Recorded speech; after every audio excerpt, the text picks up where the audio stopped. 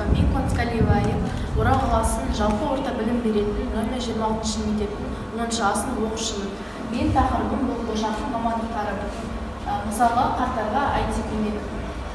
Қарт адамдар IT сферасын дұрыс түсінбейді. Сондықтан бұл мамандық оларға көмек бере алады. Мысал ретінде, қарт адамдар өздерінің денсаулығын нығайтуға немесе қызық материалдарды табуға мүмкін. Және жақсылық тексеруші. Мен ойымша, бұл жұмыс ұйқысыздықтан зардап шегетін адамдарға пайдалы болатын сияқты. Түс салушы.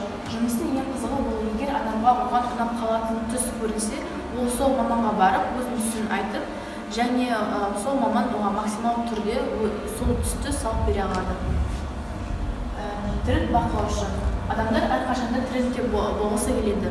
Ал бұл маман сол болашақта қандай тренд болатынын зерттеп, содан кейін адамдарға айта алады.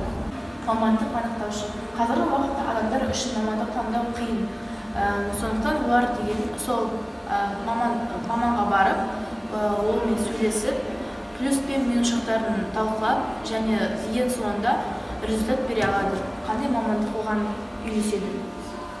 Жануарлар психологы. Бұл кәсіптің мәні, егер сіздің үй жануарыңыз депрессияға ұшыраса, онда ол сол жануарлар психологына барып, сол жерде басқа жануарлармен жақсы уақыт өткізе алады.